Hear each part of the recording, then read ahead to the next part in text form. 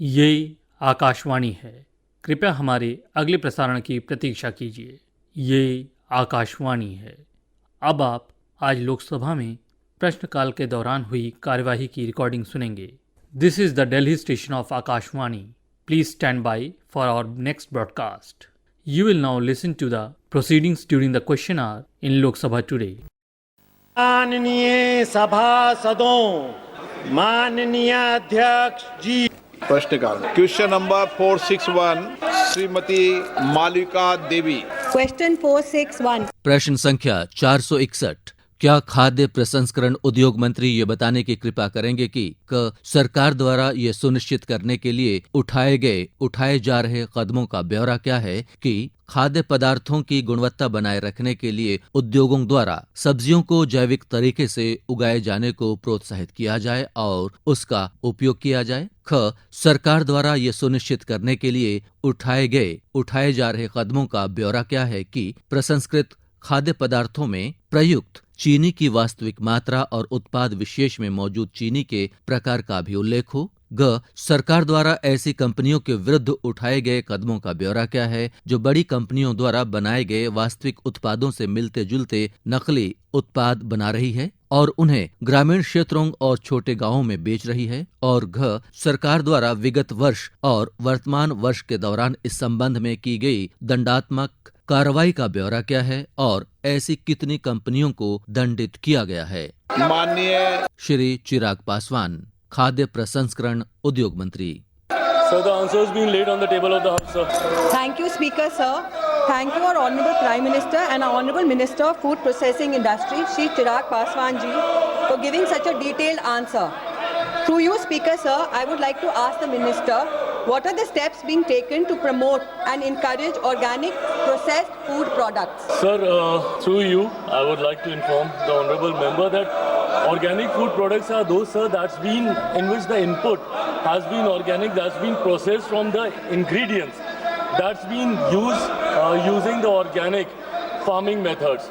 To promote, sir, the organic farming, I am very happy and very proud to share this, sir, that in the past 1 decade, under the leadership and the guidance of our Prime Minister, the processing and the farming of the organic food process has been made more organized, and lot of schemes through various other ministries has been floated, sir, to enhance organic farming. To these schemes, sir, even through the Agricultural Ministry also, sir, they have come up with 2 new schemes that was started in the year 2015-2016. Paramparagat Krishi Vikas Yojana, that was there in all the states except the northeastern states, and there was a separate scheme for the northeastern states, and that scheme was for the northeastern states and Mission Organic Value Chain Development, MOVCD, for the northeastern region, sir. So through these schemes, sir, end-to-end support to the farmers who were engaged in organic farming was provided. Right from the production to processing, certification to marketing, post-harvest management training, end-to-end solution. Through these schemes were provided, sir. I am very happy to share the data through you, sir, to the Honourable Member, that under these schemes, cumulative of 3,674.84 crores has been released, which has benefited around 27.4 lakh farmers across the country, sir. Through my ministry also, sir, PMKSY, PMFME and also PLI scheme, sir, we are promoting organic farming. Especially for organic food products, we have created a dedicated category for innovation and organic food products under the PLI scheme, sir. Thank you, sir. What mechanisms has been put in place by the ministry to curb the sale of counterfeit, spurious and adulterated products? So first of all, sir, I am surprised that when such important question being asked concerning the consumers और अन्नदाताओं को लेकर जब ये सवाल पूछे जाते हैं, sir, विपक्ष का ये रवैया कभी कभी चिंताजनक होता है। प्रश्नकाल के वक्त, सर, जब विपक्ष ऐसे करता है तो ये देश की जनता देखती है कि किसानों और कंज्यूमर्स को लेकर ये कितने चिंतित है। Coming back to the question that was asked by the honorable members, sir, while curbing the sale of, sir, counterfeit and spurious adulterated food products, sir, to be very honest, it doesn't directly directly come under the mandate of my ministry. But then, sir, Government of India through various other ministries, including mine too, sir, there is a comprehensive legal and institutional framework to address such issues, including the Consumer Protection Act, sir, the Trademark Act, Food Safety and Standard Act of 2006, BIS, that is Bureau of India Standard Act of 2016, and the Bharatiya Nyaya Sanghita, that is of 2023. So through these frameworks, sir, we try to control all the adulteration that is happening. They are the regulatory bodies who make regulations for these, sir. And to support this framework, a robust network of food testing laboratories that's been notified by FSSAI play a very, very critical role. And through my ministry also, sir, we support them through PMKSY. We provide them these food testing labs across the country. Thank you, sir. Jindal जी। धन्यवाद अध्यक्ष महोदय। अध्यक्ष जी, भारत सरकार द्वारा fake products को regulate करने के लिए देश भर में 209 फूड टेस्टिंग लैब्स बनाई गई हैं, लेकिन धर्म क्षेत्र कुरुक्षेत्र जैसे महत्वपूर्ण कृषि क्षेत्र में अभी तक फूड टेस्टिंग लैब स्थापित नहीं की गई है। तो सर, आप जानते हैं कि आजकल खाने के अंदर कई बार बहुत अधिक पेस्टिसाइड, वीडिसाइड, केमिकल की मात्रा पाई जाती है, जो कि खाने पीने की चीज़ों की गुणवत्ता पर गंभीर सवाल भी खड़े करती है। सर, मेरा आपके माध्यम से माननीय मंत्री जी से प्रश्न है कि क्या सरकार one district one food testing lab के सिद्धांत पर चलते हुए धर्म क्षेत्र कुरुक्षेत्र की जनता के स्वास्थ्य के हित में और वहाँ के किसानों के विकास के लिए क्या आप वहाँ पर एक फूड टेस्टिंग लैब स्थापित करेंगे? धन्यवाद। सर, माननीय सांसद की चिंता एकदम जायज़ है, और ये चिंता सर हमारी सरकार की भी है। जहां हम लोग फूड सिक्योरिटी की बात करते हैं, वहीं फूड सेफ्टी भी उतना ही प्राथमिकता देने का कार्य हमारी सरकार करती है। इस बात को निरंतरता में through all the possible regulatory bodies इस बात को हम लोग सुनिश्चित करने का प्रयास करते हैं कि खाद्य की गुणवत्ता को लेकर, फूड प्रोडक्ट्स की गुणवत्ता को लेकर किसी तरीके का कोई भी समझौता बर्दाश्त नहीं किया जाएगा, कोई भी कॉम्प्रोमाइज बर्दाश्त नहीं किया जाएगा। और समय समय पर जब भी ऐसी घटनाएं संज्ञान में आई हैं, हम लोगों ने इस व्यवस्था को और ज़्यादा सशक्त और ज़्यादा मजबूत करने का हम लोगों ने प्रयास किया है। आपके माध्यम से सर मैं इतना मैं ज़रूर बताना चाहूँगा कि इसी चिंता को ध्यान में रखते हुए 2024-2025 में जब माननीय वित्त मंत्री जी के द्वारा जब बजट पेश किया गया था, तो उसमें 100 नए फूड टेस्टिंग लैब्स के प्रावधानों को जोड़ा गया था।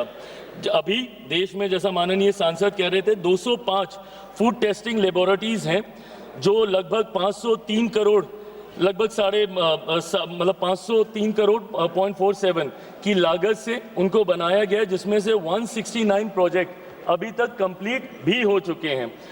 100 नए फूड टेस्टिंग लैब्स को आने वाले दिनों में सर देश भर में लाया जाएगा, इस बात को सुनिश्चित करने के लिए कि फूड की गुणवत्ता के साथ कहीं कोई समझौता ना हो। ये स्टेट गवर्नमेंट की तरफ से मैं माननीय सांसद को बताना चाहता हूं, उनकी तरफ से ये सुझाव आते हैं। समय समय पर पोर्टल खुलता है, जैसा मैंने कहा कि अभी 100 नए फूड टेस्टिंग लैब आ रहे हैं। जब आप प्रस्ताव इसको भिजवाएंगे, जरूर उस पर गंभीरता से विचार किया जाएगा। Thank you sir. Question number 462 doctor Rajkumar Sagwan. 462। प्रश्न संख्या 462। क्या विद्युत मंत्री ये बताने की कृपा करेंगे कि देश में राष्ट्रीय पथ प्रकाश कार्यक्रम SLNP की वर्तमान स्थिति क्या है? क्या उक्त कार्यक्रम के अंतर्गत उत्तर प्रदेश के जिलों में बागपत को भी शामिल किया गया है? यदि हाँ, तो उक्त कार्यक्रम की शुरुआत से अब तक बागपत जिले में कितनी LED स्ट्रीट लाइटें लगाई गई हैं या बदली गई हैं? उक्त कार्यक्रम के अंतर्गत बागपत जिले में आवंटित और उपयोग की गई धनराशि का ब्यौरा क्या है? क्या उक्त कार्यक्रम के कार्यान्वयन में किसी विलंब या समस्या की सूचना मिली है? और यदि हाँ, तो ऐसे विलंब और समस्याओं को दूर करने के लिए क्या विशिष्ट कदम उठाए गए हैं, उठाए जा रहे हैं? माननीय मंत्री जी। श्री मनोहर लाल, ऊर्जा मंत्री। आदरणीय महोदय, मैं आपके माध्यम से माननीय मंत्री से पूछना चाहता हूं कि बागपत जिले में अभी तक SLNP लागू क्यों नहीं किया गया है? इस जिले में योजना लागू करने के लिए क्या कदम उठाए जा रहे हैं और इसकी संभावित समय सीमा क्या है? एक छोटा सा क्वेश्चन तो मेरा और है, क्या सरकार ने यह सुनिश्चित करने के लिए कोई नीति बनाई है कि ग्रामीण क्षेत्रों में भी शहरी क्षेत्रों की तरह तेजी से एलईडी स्ट्रीट लाइटिंग कार्यक्रम लागू हो। अध्यक्ष महोदय, जहां तक स्ट्रीट लाइट नेशनल प्रोग्राम का विषय है, अभी तक 2015 से ये कार्यक्रम शुरू हुआ था और सभी प्रदेशों में इसके लिए एमओयू किए गए। कुछ प्रदेशों ने अपनी एमओयू करने में जो कठिनाई बताई, लेकिन 29 प्रदेशों ने इसके अंदर भाग लिया और कुछ संस्थाओं ने अलग से भी अपने अपने एमओयू किए। तो इस समय तक कुल देश भर में 1,31,00,000 ऐसे स्ट्रीट लाइट्स ये EESL द्वारा ये लगाए गए हैं और इसमें कुल मिलाकर के 600 करोड़ रुपया 6,000 करोड़ रुपया जो है इसके अंदर हर वर्ष ये बचत हो रही है और इसके अंदर एनर्जी एफिशिएंसी के नाते से कार्बन डाइऑक्साइड एमिशन में भी काफ़ी कमी आई है। जहाँ तक ग्रामीण क्षेत्र और शहरी क्षेत्र की बात है, ये सब स्टेट्स के ऊपर निर्भर करता है कि हम प्रदेशों को अपना एमओयू साइन करने के लिए कहते हैं। जिस जगह पर वो करने के लिए कहते हैं, हम वहाँ पर अपनी टीम EESL टीम भेज करके और शीघ्र सर्वे करा करके और वहाँ इस काम को करते हैं। Honourable member supplementary. सर, मैं जो अपने लोकसभा क्षेत्र बागपत जिले के बारे में मैंने जानना चाहा था, माननीय मंत्री जी उस पर अभी कुछ बात नहीं बता पाए हैं। मेरा आग्रह है कि बागपत जिले, क्योंकि अभी वहाँ कुछ काम हुआ नहीं। महोदय, जिन शहरों के नगर पालिकाओं के और उत्तर प्रदेश की ओर से ये विषय हमारे पास आए हैं, उसमें बागपत की नगर पालिका ने उसमें अपना हिस्सा नहीं लिया है और बागपत की ओर से कोई भी ऐसा और हमारे लिए डिमांड नहीं आई है, इसलिए बागपत को इसमें नहीं लिया गया है। जो वहाँ की रिपोर्ट है, Bagpat district in Uttar Pradesh did not opt for participation in SLNP as per the state government circular dated 2nd April 2018. Bagpat was an identified ULB.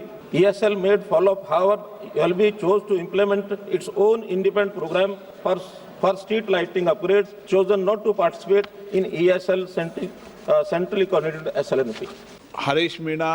Sir, आपने मुझे राष्ट्रीय पथ प्रकाश कार्यक्रम के बारे में पूरक प्रश्न पूछने का मौका दिया। महोदय, ये योजना भारत सरकार की योजना है, राष्ट्रीय पथ प्रकाश कार्यक्रम, जो 2015 में लागू की गई थी। केंद्र की योजना है और मंत्री जी जवाब में दे रहे हैं इसके लिए हमने एक पैसा भी नहीं दिया। तो मंत्री जी, ये कैसी तो योजना है, इसका पैसा नहीं दे रहे, बिजली लग नहीं रही। मेरे लोकसभा क्षेत्र में 12 नगर पालिकाएं, एक में भी अगर लगी हो तो मुझे बता दीजिए, अन्यथा ये भ्रामक जवाब देना बंद करें। धन्यवाद सर। आदरणीय अध्यक्ष महोदय, योजनाएं हर प्रकार की होती हैं, लेकिन एक देश में इस प्रकार की योजना बनाई गई जो काम म्यूनिसिपैलिटीज अपनी ट्रेडिशनल लाइटिंग से करते थे, उसमें बिजली की खपत बहुत होती थी और कार्बन डाइऑक्साइड का भी एमिशन बहुत ज़्यादा होता था। तो उसके अंदर इस कंपनी के माध्यम से एक प्रोग्राम दिया गया कि आप इस कंपनी के माध्यम से अगर कोई चीज़ कराते हैं तो 7 साल तक आपको किसी प्रकार का बिल नहीं देना पड़ेगा। 7 साल तक आपकी जो बचत होगी वो आपको मिलेगी और जो बिजली जो केवल उसकी इंस्टॉलेशन का खर्च है वही आपको देना है। उसी योजना के आधार पर 1,31,00,000 जब ये बल्ब यानी लाइटिंग लग चुकी है तो बाकी भी इसमें आगे आएंगे, उनको भरपूर लाभ होगा। लेकिन हमारे कांग्रेस के मित्रों को तो कुल मिलाकर रोशनी से मतलब नहीं है, उनको अंधेरे से मतलब ज्यादा होता है, इसलिए वो आगे बढ़ना नहीं चाहते हैं। संजय जायसवाल। धन्यवाद अध्यक्ष महोदय। जब ये सोलर लाइटिंग नेशनल प्रोग्राम 2015 में शुरू हुआ तो सभी सांसदों को एक सुविधा मिली थी कि आप 1/4 राशि अपने सांसद निधि से दीजिए और 3/4 राशि केंद्र सरकार देगी। और उसके तहत मेरे लोकसभा क्षेत्र में भी 3,000 सोलर लाइट्स लगे थे। ये ESSL के द्वारा जो लाइट्स थे, जो 2024 में 9 साल बाद में गया हूँ, तो वो सोलर लाइट्स 70% जगहों पे आज भी जल रहे थे। लेकिन जो अभी सरकार की योजनाएं में बिहार सरकार के द्वारा और ग्राम प्रधानों के द्वारा जो सोलर लाइट पिछले 1 साल में लगा है, उसमें 80% सोलर लाइट्स बंद हो गए। तो मेरा माननीय मंत्री जी से एक प्रश्न है कि क्या सांसद निधि से ये जो सोलर लाइट खाता है कि 1/4 हम दें और 3/4 केंद्र सरकार देगी, इस योजना को पुनः चालू करेंगे? और जो ऑलरेडी लगा हुआ है, चूंकि उसमें जो सोलर पैनल है, जो पोल्स है, वो तो ऑलरेडी लगे हुए हैं, केवल बैटरी चेंज करना। अगर आप बैटरी चेंज कर देंगे तो सभी सांसदों का एक बहुत बड़ा काम हो जाएगा और हमारे सोलर लाइट्स भी अच्छे से चलेंगे। तो मंत्री जी इस विषय में कुछ करना चाहेंगे? आदरणीय अध्यक्ष महोदय, हमारी किसी प्रकार की कोई कंडीशन नहीं है कि किस मद से कितना पैसा वहाँ लगना है। हमारा तो ESL के माध्यम से एक MOU होता है कि 7 साल तक मेंटेन वो करेंगे, लगाएंगे वो, और उसका जो बिजली का बचत होगी उस बचत के मामले में वो 7 साल तक बचत अपने पास लेंगे। नहीं, शुरू करने में तो आज भी शुरू है, आज भी वो शुरू है। कोई भी म्यूनिसिपैलिटी, कोई भी नगर पालिका, कोई भी प्रदेश MOU करने के बाद अपने नए स्थानों को चयन कर सकता है, या जहां 7 साल पूरे हो गए हैं उन स्थानों पर उसको एक्सटेंड भी कर सकता है। कहीं ये योजना रुकी हुई नहीं है। क्वेश्चन नंबर 463 श्री रंग अप्पा बाणने। Question number 463। प्रश्न संख्या 463। क्या पेट्रोलियम और प्राकृतिक गैस मंत्री ये बताने की कृपा करेंगे कि क्या स्वच्छ ऊर्जा को देश के आर्थिक विकास और इसकी आबादी की जरूरतों को पूरा करने में एक महत्वपूर्ण कारक माना जाता है, और यदि हाँ तो तत्संबंधी ब्यौरा क्या है? ख. क्या सरकार स्वच्छ ऊर्जा से खाना पकाने के नए ईंधनों की खोज करने के लिए प्रयास कर रही है और उक्त उद्देश्य के लिए उद्यमियों को खुला निमंत्रण दे रही है? ग. यदि हाँ तो तत्संबंधी ब्यौरा क्या है? घ. आज की तारीख में देश की मौजूदा गैस आधारित अर्थव्यवस्था का ब्यौरा क्या है और सरकार द्वारा इसके भावी विस्तार के लिए निर्धारित लक्ष्यों, यदि कोई हो, का ब्यौरा क्या है?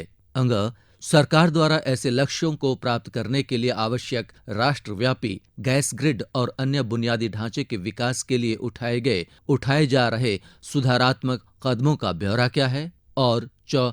ऐसी राष्ट्रीय परिसंपत्तियों के विकास के लिए संभावित व्यय का ब्यौरा और इस संबंध में सरकार द्वारा अब तक आवंटित और जारी की गई धनराशि का ब्यौरा क्या है? श्री हरदीप सिंह पुरी, पेट्रोलियम और प्राकृतिक गैस मंत्री। Sir, a statement is laid on the table of the House. माननीय सदस्य। माननीय अध्यक्ष महोदय, भारत में ऊर्जा सुरक्षा, पर्यावरण संरक्षण और कृषि परिष्ठ प्रबंधन को ध्यान में रखते हुए CBG उत्पादन को बढ़ावा देने की आवश्यकता है। घरेलू ईंधन उत्पादन से आयात निर्भरता घटेगी और किसानों को परिष्ठ से आय का एक नया स्रोत मिलेगा। माननीय अध्यक्ष महोदय, मैं आपके माध्यम से माननीय मंत्री जी से जानना चाहता हूं कि CBG उत्पादन को बढ़ावा देने के लिए महाराष्ट्र में अब तक कितने संयंत्र स्थापित किए गए और इसके अगले 5 वर्षों में देश में और कितने CBG संयंत्र स्थापित करने की योजना है? Honorable Sir, the shift from traditional energy to clean green energy involves a number of tracks. I might mention, as we have in the body of the answer, biofuel blending, green hydrogen, which is the energy for the future, and, as the honourable member raises, compressed biogas. Now, compressed biogas is an area where very ambitious targets have been set by the government. In fact, the plan is ultimately to establish sustainable alternative towards affordable transportation, SATAT. The target is very large. Today, we have 94 CBG plants which are operational. And out of these 94, if I might add, sir, 11 of them are operational in Maharashtra.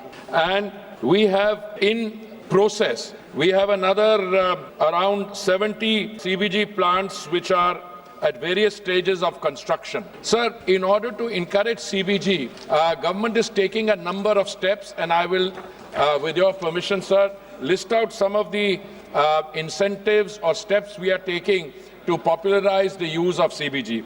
One is that we have a system of assured price for takeoff of CBG through long-term agreements with the oil marketing companies. Number two, we have an umbrella scheme of National Bioenergy Program by the MNRE Ministry, which is providing central financial assistance to all kinds of CBG and biogas plants. Additional central assistance is also being provided for municipal solid waste-based CBG plants under the Swachh Bharat Mission Urban 2.0. Amongst the other things I might mention, sir, is that whenever somebody wants to set up a CBG plant, the government is providing assistance in terms of 50% of the cost of the plant by way of assistance upfront.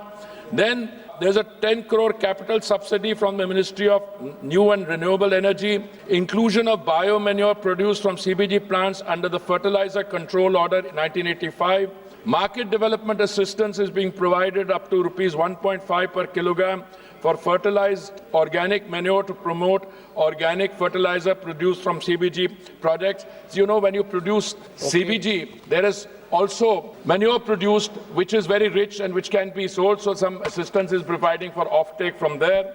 Inclusion of CBG projects under priority sector lending by the Reserve Bank of India. Rupees 1,000 crore scheme has been set up for 50% or zaroot nahi. I'd be happy to share very detailed information on this with the honourable member.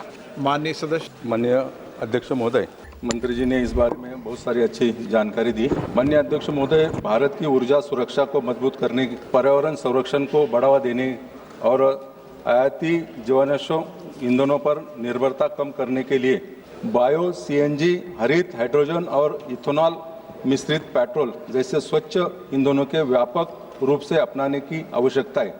माननीय अध्यक्ष महोदय, मैं माननीय मंत्री जी से जानना चाहता हूं कि देश में बायो सीएनजी, हरित हाइड्रोजन एवं इथेनॉल मिश्रित पेट्रोल जैसे स्वच्छ ईंधन को बढ़ावा देने के लिए मंत्रालय द्वारा क्या ठोस कदम उठाए और इसमें निजी निवेश को प्रोत्साहन देने के लिए कोई विशेष प्रोत्साहन योजना लागू करने का विचार है क्या? Sir, I should like to start by perhaps providing a little explanation that we are moving in overall terms from toxic fuels to cleaner fuels. This is not going to be an easy journey, it's going to be a long journey. I mean, even when this discussion at the international level commenced about doing away with fossil fuels, I mean, there were people, economists who in 1976 who predicted that oil would reach a peak by the year 2000. Didn't happen. Today, if you were to ask any economist working in the energy sector, by when will oil peak, I'm not so sure. Nobody will even stick their necks out. Today, India is consuming 6.3% of the world's primary energy, which will go up to 12.5% by the year 2050. So we have to try within this process to move away from all the traditional toxic fuels to cleaner and cleaner fuels. The honourable member mentioned biofuels. As far as biofuels are concerned, they're already a clean fuel. I mean, in the year 2014, when the Honourable Prime Minister assumed responsibility, our total biofuel blending was only 1.4%. In fact, in a previous era, a target was set for 5% biofuel blending in 10 of our states and union territories, and we were never able to proceed beyond 1.4%. We set ourselves a target of 10% blending by 2022 November. We were able to do that 5 months in advance. We set ourselves a target of 20% blending 6 years later from now. We've almost reached 20%. In fact, the last month's figures that we have, as my senior colleague would know, we've already reached 19.6%. So biofuels is doing very well. Now, you also mentioned green hydrogen. Green hydrogen, sir, I maintain is actually the energy, the fuel of the future. Why do I say it? Because in order to produce green hydrogen, all you require is clean, natural green solar energy, and you require electrolyzer, and you need to be able to scale that up with new technologies like pump storage, etc. That is proceeding very well. But the fact of the matter is that green hydrogen is a very new development. Now, what are the targets that we are setting for ourselves? The government has set a target of, I think, 5,000 metric tons for 2030. I personally believe that with the involvement of the private sector, and the honourable member had read that, that is too conservative a target. And I believe with new technologies like pump storage, with the cost of batteries internationally coming down, batteries having more storage, green hydrogen will take off. But when will it take off? I still think that we are only in 2025. Comes 2030 or so, I mean, the fact of the matter, sir, is that we spend annually $150 billion on the import of energy. Now, if we are in a position to produce green hydrogen, and the cost is the most important thing, the most optimistic figures I've seen is the cost of green hydrogen per kilo would be about $5 or so. And if we can bring it down to $2.5, I can understand that we will be in a situation where people will say, let's move from traditional toxic fuels to green hydrogen straight away. I should have mentioned our target is 5 million tons by 2030, not 5,000. That will slip off the tongue. But I also want to say that we have a government is doing whatever it can. The government introduced a PLI scheme for electrolyzers, and I think it's about 19,700 crores or 20,000 crores, and there's a very good offtake on that. Insofar as the other fuels are concerned, let me tell you, they have all the green energy, I think, has positive outputs. When we did biofuel blending, today we have saved something like 110,000 crores on import bill. And जैसे मैंने पहले कई बार कहा है, हमारे जो ऊर्जादाता है, they are also financing the अन्नदाता. That money has been transferred to the agricultural sector as a result of the savings in that. So the two are complementary. All the other areas of movement, there is definite progress in all the areas, but as I would like to say, sir, the progress has to be realistically assessed. Why do I say that? Because still a very large percentage of our economic needs on energy are met from coal and from fossil fuels. Okay. We are trying to progressively move away from that, and most of our assessments all over the world said India's growth will take place. The World BP Outlook said 4 to 6% growth will take place, and well, I'm always ready to oblige, sir, but I will just conclude by saying the International Energy Agency in Paris predicts that of all the growth that will take place in the next 20 years, 2 decades, 25% of that growth in energy will come from India, and it is our collective resolve that we will make more and more, we will shift to green energy, as is the thrust of this question. Shrimati Bharti Pardi. धन्यवाद अध्यक्ष जी। मैं धन्यवाद देना चाहते हूँ इस देश के यशस्वी प्रधानमंत्री आदरणीय नरेंद्र मोदी जी को, जिनकी यह महत्वाकांक्षी योजना का क्रियान्वयन सुचारू रूप से पूरे देश में हो रहा है। और धन्यवाद साथ ही देना चाहती हूँ आदरणीय मंत्री जी का, जिन्होंने विस्तृत जानकारी मुझे दिया है। लेकिन मैं जानना चाहती हूँ, क्या मध्य प्रदेश में गैस ग्रिड और संबंधित बुनियादी ढांचे के विकास के लिए केंद्र सरकार द्वारा कोई विशेष योजना बनाई गई है, और इस योजना के लिए अब तक आवंटित धनराशि और अनुमानित व्यय का ब्यौरा क्या है?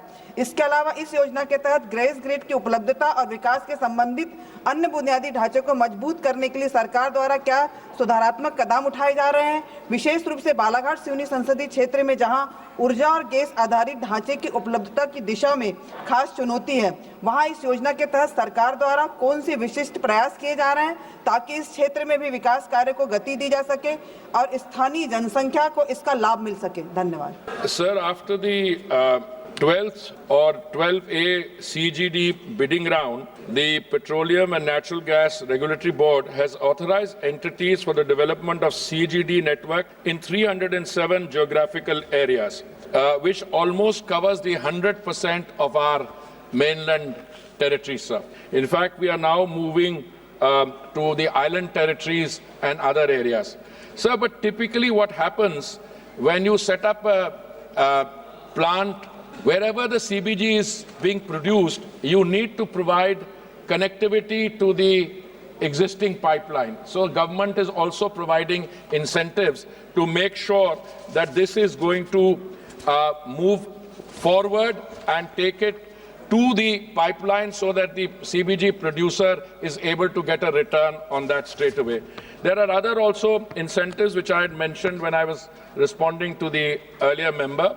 Insofar as the areas which were covered, if it is Maharashtra that the figures that you have sought, Madam, Madhya Pradesh, I will share the figures straight away. I will just add the figures on Maharashtra with me. There are plants by HPCL, MNGL, CL, IOCL in different places. But all states of the country, we are doing that. The precise figures from Madhya Pradesh, I should either have in a minute or have it. Madhya Pradesh, I have it. We have 17 installed CBG plants in Madhya Pradesh. The districts also I have. And wherever a CBG plant comes up, local area economic benefit takes place, the agricultural community benefits, all the others. I'd be very happy to sit with the honourable member and go through our experience in respect of the 94 CBG plants which are already operational and what more we can do in order to further generate economic activity through this. मंडल संक्षिप्त में प्रश्न पूछो, Yes, संक्षिप्त sir, में जवाब very they. brief. Thank you, sir, for giving me an opportunity to ask supplementary question. I would like to know from the Honorable Minister, through you, sir, so what steps is the ministry taking to attract the domestic and foreign investment in clean energy initiative? And are there any research and development initiative focusing on carbon capture, storage, and utilization in collaboration with global partners? Thank you, sir. Sir, the specific question is, do we have a system whereby we seek or allow foreign direct investment or foreign collaboration? The answer is yes. And green hydrogen, I think, is a case in point. I think one of the entities which is operating in that sector, if memory serves me right, they have something like $32 billion of foreign investment or collaborations which have come in for the production of green hydrogen. And I think in the first instance, they are producing green ammonia, which is being sold to entities in Europe and to Singapore. I know there's an entity in Singapore. They're setting up a new generation electricity plants with GE, and the green ammonia is going to be supplied by an Indian party. So the answer is yes. Insofar as overall our policies are concerned, Madam, it is our intention to take natural gas as a percentage in the energy mix from the current 6% to 15%. I would have been much happier if I could say that we are close to 15%. No, I think we are still closer to 6%, but we are moving clearly, and I think in the coming few years we will be closer, inching forward to the 15%. This involves a foreign investment of $72 billion. And $72 billion will come from foreign investment. Because I think when technologies are incubated here, I can tell you, for instance, in the case of biofuels, some of the second generation plants which have been set up are all domestically produced technologies. I can tell you about the 2G plant in Panipat by IOCL that produces its own, it's a local party, I think in Pune, which has produced the technology. Also the bamboo plant in there. Insofar as carbon capture is concerned, I have met various global CEOs and like Occidental and other partners like Schlumberger who use carbon sequestration for enhanced oil recovery. But again, this is a larger subject. I'd be very happy to sit with the honourable member. I already see the presiding officer asking me to, but I'm always ready, sir, for a discussion like this. Thank you. अध्यक्ष जी बड़ा simple सवाल है। प्रधानमंत्री जी ने Glasgow में पंचामृत का आह्वान किया और यूक्रेन वार के बाद पता चला कि पूरे यूरोप को रूस ने जब गैस देने से मना कर दिया तो पूरी तबाही हो गई। हम पूरे सिस्टम को 33 करोड़ कंज्यूमर है, पूरे सिस्टम को हम सिटी गैस डिस्ट्रीब्यूशन, जिसके बारे में उन्होंने कहा 309 बिडिंग किया है, पूरे देश में सिटी गैस डिस्ट्रीब्यूशन होगा। हमारे यहाँ फॉसिल फ्यूल के तौर पर कोयला है और कोल बेड मीथेन जो है एक बड़ी अच्छी टेक्नोलॉजी है, क्योंकि कोयला को खत्म हो जाना है। तो क्या भारत सरकार कोयला मंत्रालय के साथ मिलकर कोल वेट मीथेन का एक्सप्लोरेशन कर इंपोर्ट बिल को भी घटाएगी और उसी के माध्यम से सिटी गैस डिस्ट्रीब्यूशन करेगी? Sir, I don't think I am the correct person to answer by when coal will be exhausted or we will move to biogas and other cleaner energies. I can tell you the effort on behalf of all my senior colleagues who present here and otherwise is to move more and more rapidly in all forms of energy utilization, whether it is transportation or it is the refineries, to move to green energy. And but the specific question on by when coal we will be able to move it, I don't think that is an easy answer, because when the discussion on energy transition took place internationally, very ambitious targets were set for energy transition, but I think some very basic mistakes were also made. You cannot transition from the present to the future unless you have the green fuel ready to transition away from. Because you cannot say, I will stop using coal and fossil fuel like crude oil and suddenly not have the replacement. So today the effort is to redouble on that.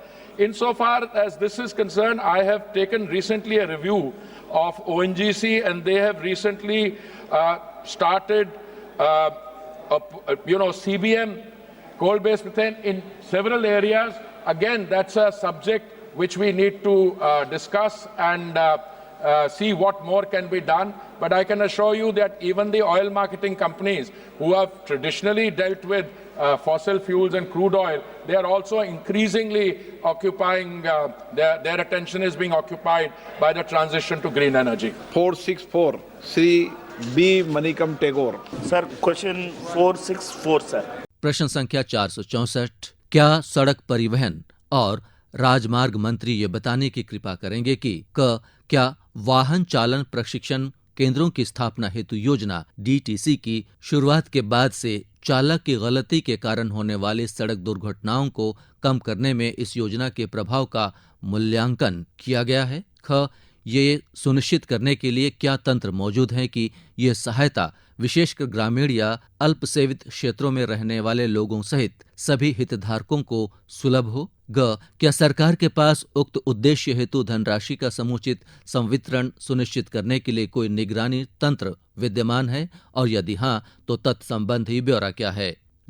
वाणिज्यिक वाहन चालकों की बढ़ती कमी को देखते हुए इन वाहन चालन प्रशिक्षण केंद्रों की स्थापना के माध्यम से सरकार को केंद्रों के भीतर और व्यापक परिवहन क्षेत्र में प्रत्यक्ष रोजगार के रूप में कितनी नई नौकरियां पैदा होने की उम्मीद है? सभी जिलों में इस योजना का समय पर कार्यान्वयन सुनिश्चित करने के लिए क्या कदम उठाए गए हैं? और क्या देश भर में ऐसे केंद्रों की स्थापना में विलंब या चुनौतियों के कारण इस योजना को वर्ष 2020 से आगे की अवधि के लिए बढ़ा दिया गया है, और यदि हाँ तो तत्संबंधी ब्यौरा क्या है? श्री नितिन जयराम गडकरी, सड़क परिवहन एवं राजमार्ग मंत्री। जवाब पटल पर रखा। Thank you, sir. In the statement, Honorable Minister states that 9,21,448 trainees were trained at the operational IDTRs from 2015 to 2023, with a peak of 1,59,182 in 2019-20, followed by a decline in COVID times. However, no direct correlation is provided between this training and the reduction in the road accidents caused by the driver errors. Given that India reported 4,61,312 road accidents in 2022, with over 70% attribute to the human error as per the ministry's data. Can the Honorable Minister clarify how the government assesses the scheme's impact on reducing such accidents, and what specific metrics or studies link the training of 9,21,448 drivers to improve road safety outcomes? Honorable Chairman, sir, one of the important things related with the road safety is the training of drivers. Actually, in India, we have a shortage of 22 lakh skilled drivers. It is from the World Bank report. And the first thing, it is very important that we need to have good facility for training drivers. Not only training drivers, but at the same time, this is the time for the country. Now we are going to start learner's license module, Aadhaar-based, face authentication, and on the basis he can know his mobile or using his computer, he can give that test, and after passing that test he will get the certificate for license for the driving. The test can be given from home also. Now we have 3 schemes. One is IDTR, that is Institute of Driver Training and Research. Second is RDTC, that is Regional Driver Training Center, and DTC, that is District Driver Training Center. So it is very important that our ministry has taken a new decision and now launch new policy regarding driving training centers, launched on 7th January 2025. The capital investment for this scheme is 4,500 crore. And this scheme is going to generate 50 lakh employment generations. So 1,600 institutes will be set up in the 3-tier system, an additional grant of rupees 1.5 crore for every district training center with fitness station cluster. Recently, I have sanctioned 12 proposals worth rupees 33.5 crore for RDTCs, DTCs under the new policy in the states of Chhattisgarh, Uttar Pradesh, Madhya Pradesh and Maharashtra, out of which 8 proposals are in rural and aspirant districts. So my request to all members of parliament, this is very important scheme. Government is giving the support of 2.5 crore per driving training center, particularly the area which is socially, economically, educationally backward, the tribal area and the aspirant district and aspirant tehsils. If we can start driving training center, it can be a opportunity for them for getting employment. Sir, this new policy, already 32 new proposals are received, and I request all state already we have called the meeting of Transport Minister.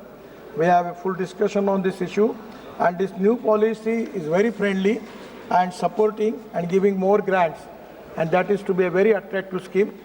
So one DTC in each district, priority rural aspirations, and northeastern states also in the union territories, one RDTC will be set up in each irrespective of population. Now this is 3-tier system. The first tier is institute of state level. The 22 drivers already the capacity of this center, and financial support from government is 17.25 crore and population criteria is 2.5 crore. Under new policy, 30 centers to be sanctioned. Tier 2, that is regional driver training institute, that RDTCs. The annual training capacity is 11,000 drivers, financial support 5.5 crore and population criteria is 1 crore. Previously, the old policy, it was 2.5 crore. Under new policy, 125 centers to be sanctioned. Tier 3, that is district training center. The annual training capacity is 6,700 drivers. Financial support rupees 2.5 crore, old was 1 crore. And population criteria 10 lakh, old was 20 lakhs. Under new policy, we can sanction 1,500 driver training schools. I request all the members of parliament in the area and all the state government, if they can taking advantage of this scheme is going to create more employment potential in the backward area. Sir, one of the reasons is related with the accidents. This is also very important. The 10,000 already in our country, we have 1,80,000 deaths are there. And because of the truck drivers without license, there are 30,000 deaths are there. So this is the time that in our country we have to make it a standard of international standard about driving training. And it is very important. India is the country in the whole world where you can get driving license very easily. We have to make it with a correct procedure to make it qualitatively, and we are trying for that. Manikam Tagore ji. Sir, Honorable Minister has given a detailed answer, sir. I represent an aspirational district called Virudhunagar in Tamil Nadu. In the statement, Honorable Minister indicated that out of the 87 sanctioned centers, only 27 are operational now, with just 3 out of the 41 DTCs functional. This leaves the over 90% of the sanctioned DTCs non-operational. What are the primary reasons for the significant delay in the operationalizing these centers, particularly the DTCs meant for rural and aspirational district, including the one which is being sanctioned in Virudhunagar district, which the district administration has handed over the land, but there is no progress in that thing. And what are the concrete timelines has been with the government to say, has the government said to ensure all the 87 centers are fully operational by the end of the 15th Finance Commission cycle in 2025-26? Thank you, sir.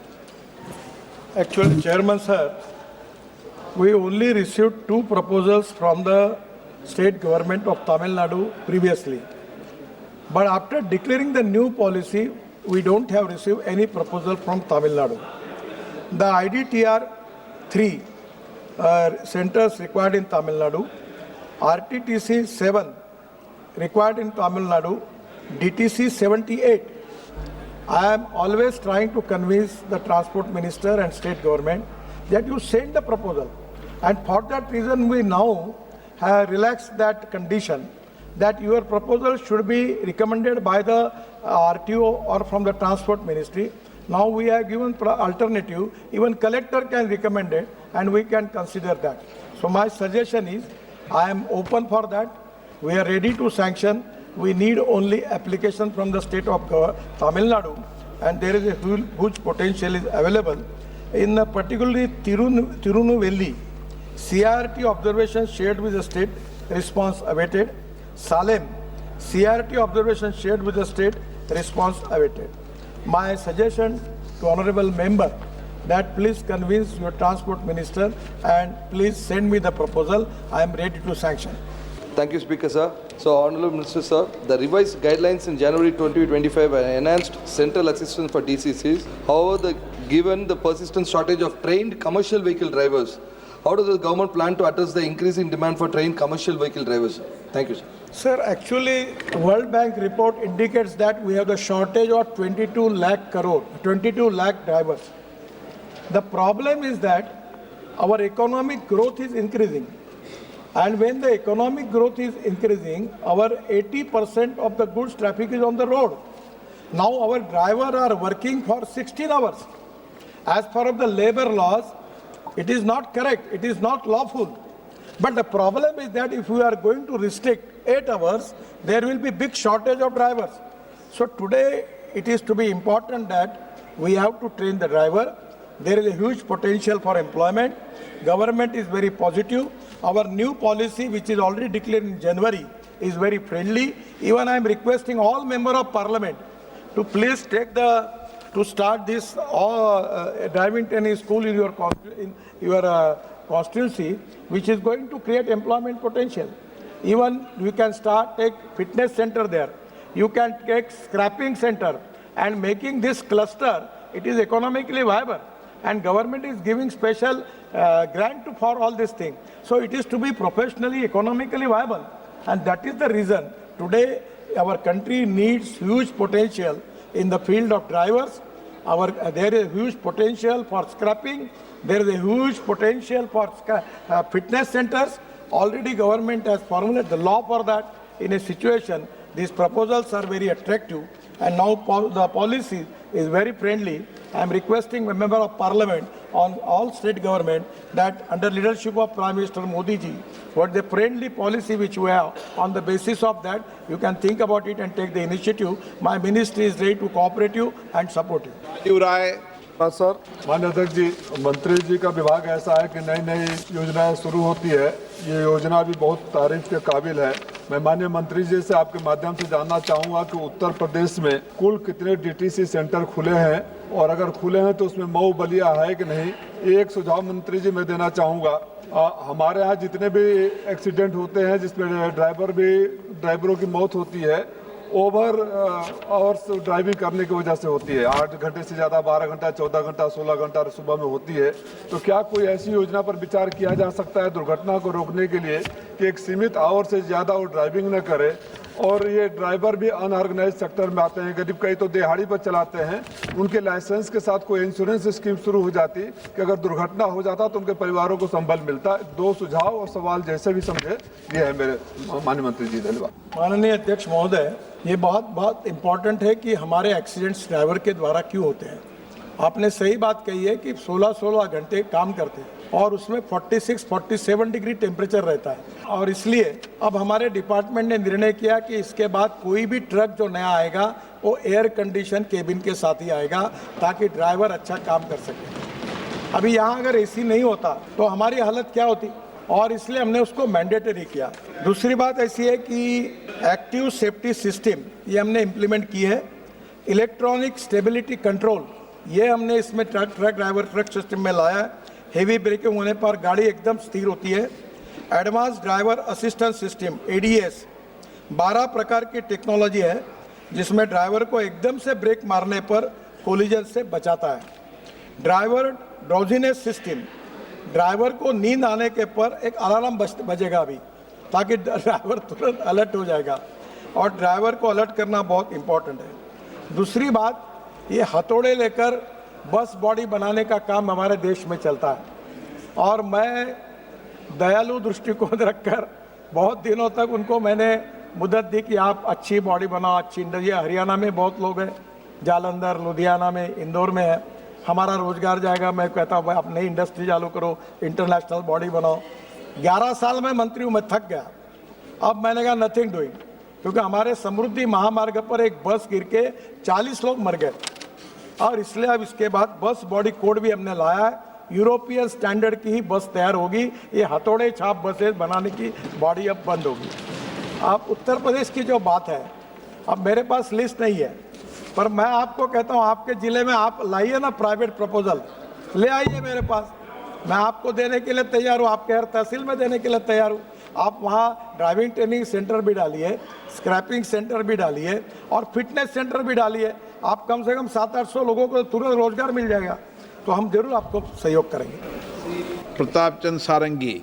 Sir, how many driving training centers have been established in Odisha, and how many drivers have been trained during these years, and what is the present status? Sir, whether the government is aware of the fact that many accidents are frequently taking place due to the worst road condition of the NH from Bhadrak to Waleshwar, and in spite of repeated requests, these things have not been developed. So, whether the minister will take care of it? Sir, today my question is related with the driving training centers, but whatever the suggestion given by honorable member, I will consider that. If the black spots are there, or what are the reasons for that, for the accidents, we will find out, and I will do it, sir. Sir, in UP, नए scheme के अंदर IDTR 10, RD यानी regional driver training centre 24 और district training centre 236 मंजूर हो सकते हैं। उसी प्रकार से उड़ीसा में केवल इसमें से केवल 3 सैंक्शन हो गए, बाकी खाली पड़े हैं, आप अप्लाई करिए। उड़ीसा में केवल 2 सैंक्शन हुए। न्यू पॉलिसी के मुताबिक हम 53 सेंटर्स, इसमें IDTR 2 और रीजनल ड्राइवर ट्रेनिंग सेंटर 5 और DTC driving training centre 46 sanction कर सकते हैं। आप लोग भी इनिशिएटिव लो और प्रपोजल तैयार करके लाओ। प्रपोजल कैसे बनाना, इसकी मदद चाहिए तो मेरे ऑफिस में आओ, वो भी मैं आपको पूरा बुक तैयार करके दिया है, और इसके कारण आपके क्षेत्र के लोगों को रोजगार मिलेगा। हम सबको उसके लिए निष्कर्ष के आधार देने के लिए तैयार हैं। क्वेश्चन नंबर 465 श्रीमती रुचि वीरा। प्रश्न संख्या 465। क्या नागर विमानन मंत्री ये बताने की कृपा करेंगे कि क्या सरकार को ये जानकारी है कि उत्तर प्रदेश के मुरादाबाद के मुंधा पांडे विमानपत्तन पर उड़ानों का संचालन 5 दिसंबर 2024 से निलंबित है, और यदि हाँ तो इसके क्या कारण हैं? ख. क्षेत्रीय संपर्क योजना उड़ान के तहत जोड़े जाने वाले लक्षित शहरों का ब्यौरा क्या है? ग. उड़ान योजना के तहत कुल कितने मार्ग आवंटित किए गए हैं और वित्तीय वर्ष 2023-24 के दौरान उक्त मार्गों से कुल कितनी आय अर्जित हुई है? और घ. सरकार ने इस तथ्य के दृष्टिगत कि लोग मुरादाबाद में पीतल और हस्तशिल्प व्यवसाय के लिए आते हैं, मुरादाबाद को दिल्ली, मुंबई, कोलकाता, चेन्नई और अन्य महानगरों से विमान सेवाओं से जोड़ने के लिए क्या कदम उठाए गए हैं? माननीय मंत्री जी। श्री किंजरापू राम मोहन नायडू, नागर विमानन मंत्री। Sir, answer has been placed on the table of the House. Shri Jagdish Shettar. Thank you, sir, for giving me opportunity to supplement question. And here, the important thing, the Union government launched a regional connectivity scheme, UDAN scheme 21/10/2016, to facilitate and stimulate regional air connectivity by issuing unserved and under-reserved airports in Tier 2, Tier 3 city. Accordingly, because of UDAN scheme, lot of Tier 2 cities airports have developed. And for example, Belgavi have, because of UDAN scheme, have a more connectivity to more than 14 cities. But only thing, my request, my insistence to the Civil Aviation Minister, that after lapse of the period of the UDAN scheme, all airliners, they are withdrawing to the their flights to other cities. So now 14 seats we are connecting. Now we are having only 7-8 cities. So whether there is any thinking about the extension of the period of this scheme for the tier 2 cities as earlier as. If it is there, then it will be a development of that airports is concerned. Sir, honourable member has asked a very important question which keeps coming into discussion very often. One is, how is Udan scheme, for how much time is it going to run for? Now, when the Udan scheme, the bidding is done and the airlines is ready to operate the route, it is given for 3 years. The whole intention of the government is not to continuously fund the airlines or the passenger airfare, but to give it a kickstart to start operations from that airport, especially to those routes where the viability is not there. So that is why we have said the Udan will be serving unserved where there are no operations at all, or underserved where there are less than 7 flights operating from that airport.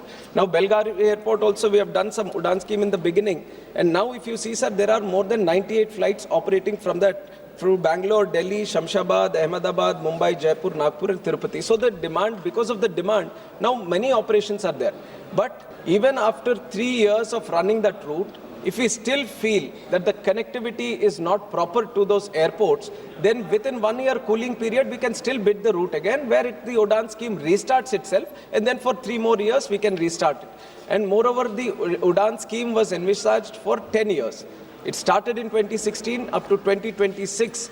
We thought this is the time where the regional connectivity should need to be given a big boost. And under the visionary leadership of our Prime Minister, Narendra Modi ji, we have extended it now for another 10 more years. Not just 10 more years, sir. We are going with the aspiration of connecting 120 new destinations. So this is just the beginning. We feel that there is a lot more scope for growth of aviation in the country.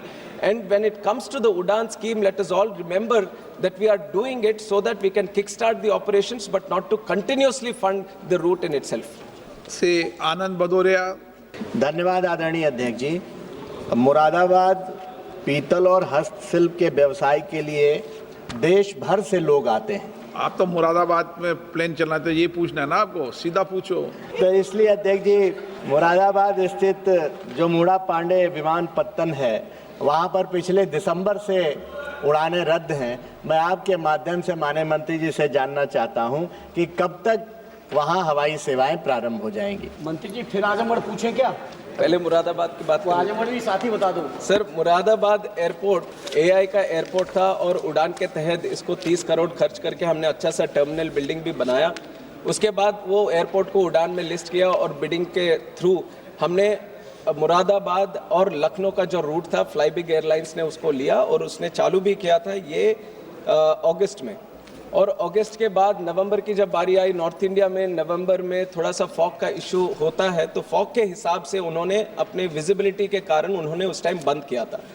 Fog खत्म हो गया, summer का season start हुआ, पर एक और challenge अभी आया कि लखनऊ का जो रनवे है लखनऊ एयरपोर्ट में, उसका रीसरफेसिंग का काम चल रहा है और रीसरफेसिंग के कारण जो डे टाइम ऑपरेशंस का मेजॉरिटी टाइम है फ्रॉम 11 o'clock to 5 o'clock, वो पूरा बंद पड़ा है, जहाँ कोई ऑपरेशंस नहीं हो रहे अभी लखनऊ एयरपोर्ट में। उसी के कारण न केवल मुरादाबाद का, बल्कि जो भी छोटे छोटे एयरपोर्ट्स उस लखनऊ एयरपोर्ट से कनेक्टेड हैं, उन सब की जो कनेक्टिविटी है उसमें थोड़ी सी दिक्कत है।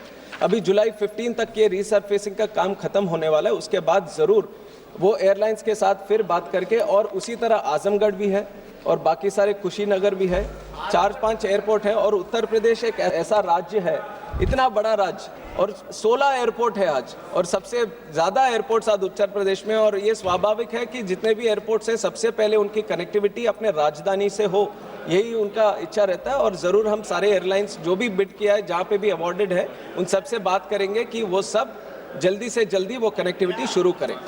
क्वेश्चन नंबर 466 श्री ए राजा।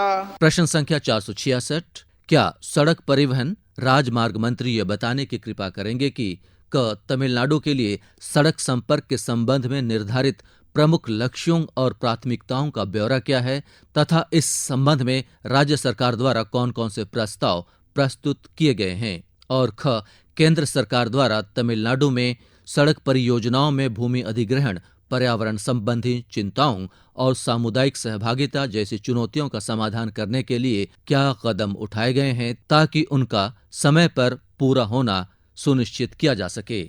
मंत्री जी। श्री नितिन जयराम गडकरी, सड़क परिवहन एवं राजमार्ग मंत्री। प्रश्नकाल समाप्त। अभी आप आज लोकसभा में प्रश्नकाल के दौरान हुई कार्यवाही की रिकॉर्डिंग सुन रहे थे। You were listening to the proceedings during the question hour in Lok Sabha today. This broadcast came to you from Delhi station of Akashvani.